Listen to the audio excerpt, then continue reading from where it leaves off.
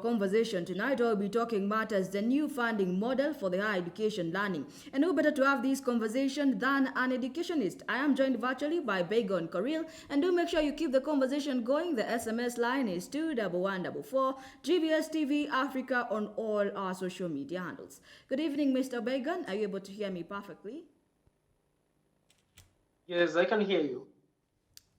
And now, and now, just to kickstart our conversation tonight, the new funding model, the way it has come with the categorization of needy, less needy, based on what you see, what do you make of this? Is this the antidote of the problems that we have been facing in terms of funding the higher education learning? All right, thank you very much.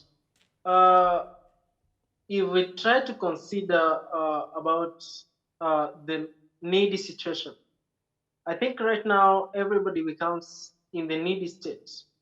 If we are trying to look deeper into how the situation in the country right now is, we realize that everybody can be categorized into the needy situation.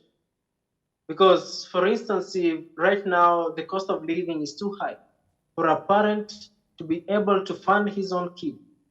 So I don't know how they are going to categorize the needy, the less needy, or those who are vulnerable. Because right now, if you check in the society, it is so difficult to distinguish between who is now going to be the needy and who is now able to fund himself.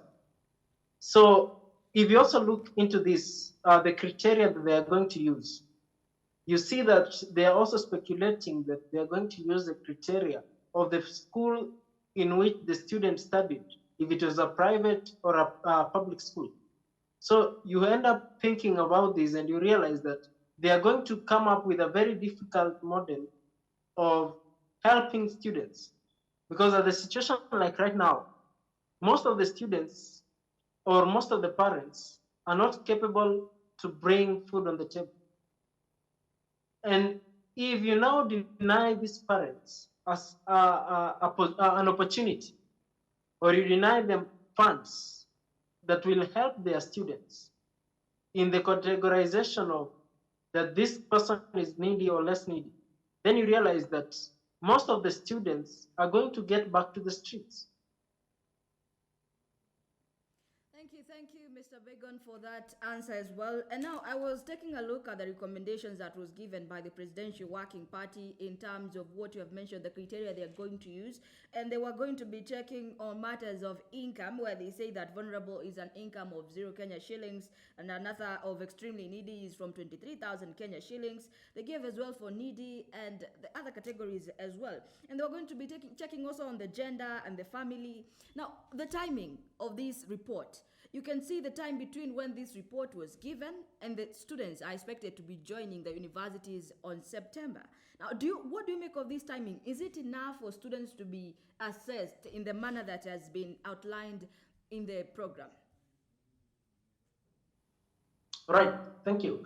I think on that matter, most of the parents have not been given enough time to reason out because the universities are reopening and the TVETs are reopening. And the report has just been given less than a period that a parent is able to think and find and source the money.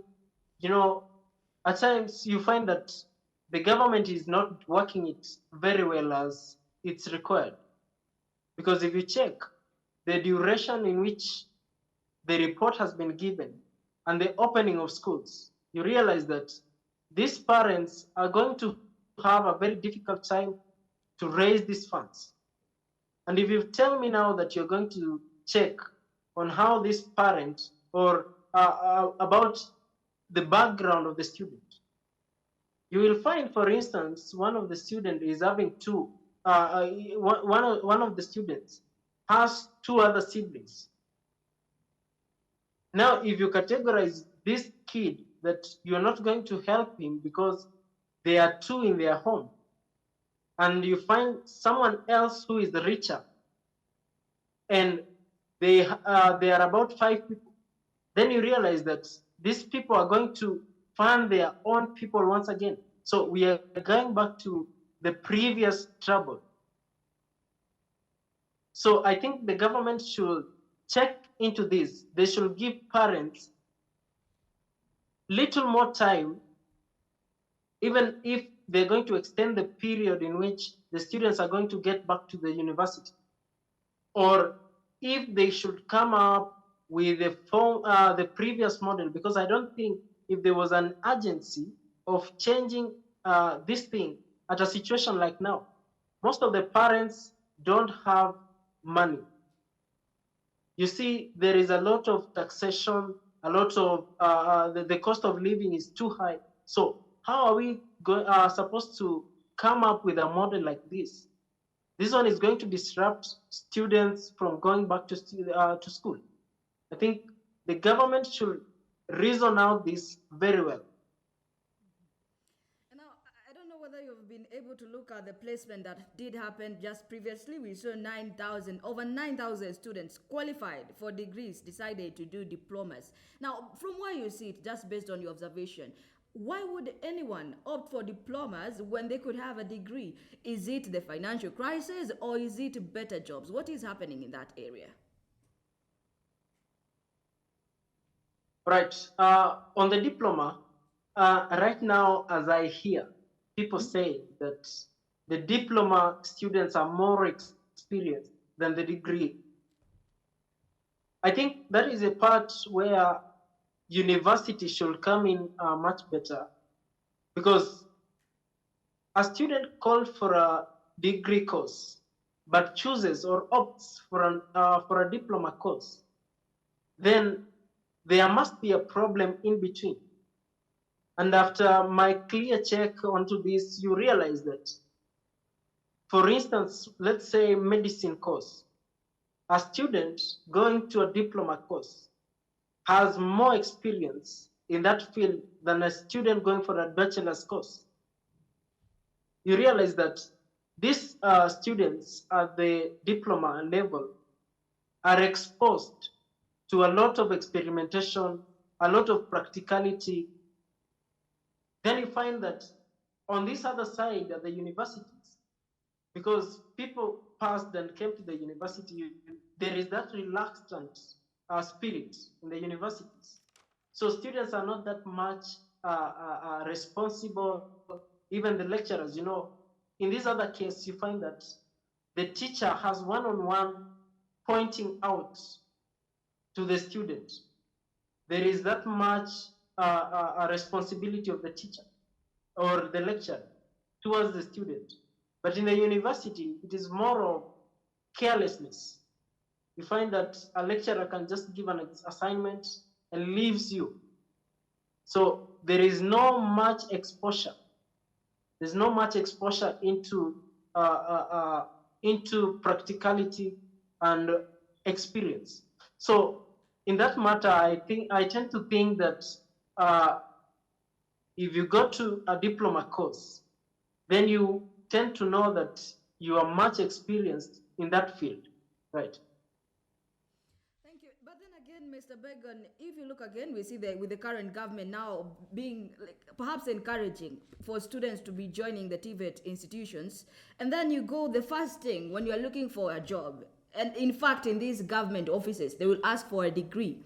Is this what the job market requires, based on your observation? I tend to think about this because I think the government is trying to find a way of reducing loads of costs on themselves.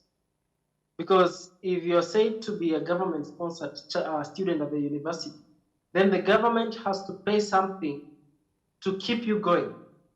But on a diploma course, it's quite cheaper, and the government is not going to invest much in a student. So you realize that the government is also trying its own ways of turning away from its own responsibilities. So I tend also to think that if these students, most of the students opt for TVETs, then the university is now going to be for very few students. And right now there is no jobs. There are slightly less jobs. And if a youth now tends to go to the diploma course, after some few years, they will be only employing those with degrees. Now they have reduced the number of students who are pursuing degree courses. So there will be more chances of the degree students getting into the job market. So I think this is one of the strategies that the government is using to reduce the numbers of those graduating, because you find there are very many students graduating from the university with degrees, but at the end of it, there is no jobs. So in this way, I don't know how they are trying to figure it out, because if you tend to see how they are trying to remove the students from the funding model, they are trying to evict themselves from troubles of investments in students. So I tend to think that the government is trying to play their own trick. Thank you, thank you. And do make sure you also keep the conversation going and tell us whether more students joining the TVET institution is what is needed, and is that what the market needs. The SMS line is 21144 and GBS TV Africa on all our social media handles. Now back to you, Mr. Bigod. You had spoken about the government trying to evade funding some students. Now, in the same spirit, you have seen that students from private universities will not be funded by the government. Now, the locking out of the private sector, is this another move by the government to try and necessitate the progress of the public institutions, and will that work out? Yes, I think they are trying to evade themselves from much responsibility. Because if we tend to say that they are not going to fund private universities, and most of the students, if you go to, for instance, Presbyterian University of East Africa, they are government-sponsored kids who are going to the university. They are going in the model of government-sponsored, because they scored the marks required by the government to join the university. So if they are trying to tell us that they are not going to fund the universities, the private universities, now that means they want to bring all the students to public universities, which one, that can't work, because how can we take all the students from all the private universities, for instance, who are past the marks required by the government to get the funding model? How are we going to take all these students to the university? Because if you walk on the streets of the University of Nairobi, you will realize that the classes, the environment is totally full. It is totally populated.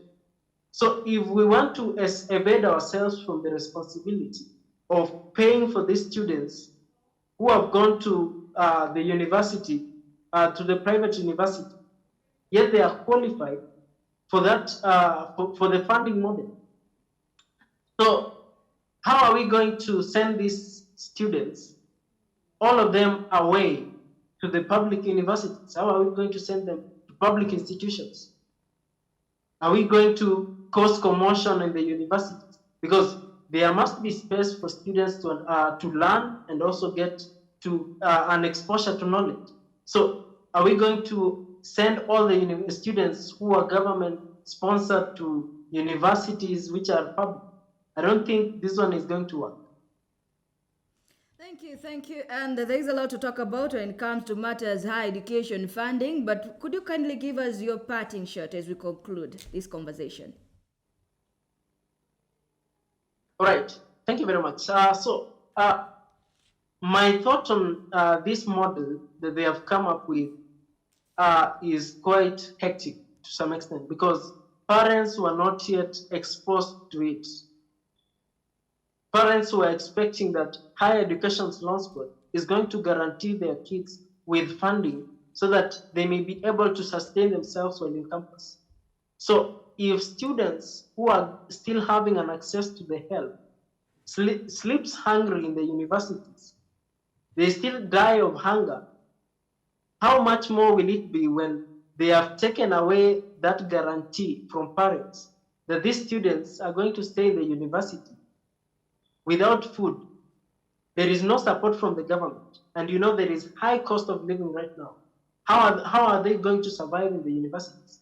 So I think the government should reconsider the pleas from the parents, because each person has a responsibility. Each person has a reason of being here. So we are supposed to support education, because that is the most impactful thing in the world right now.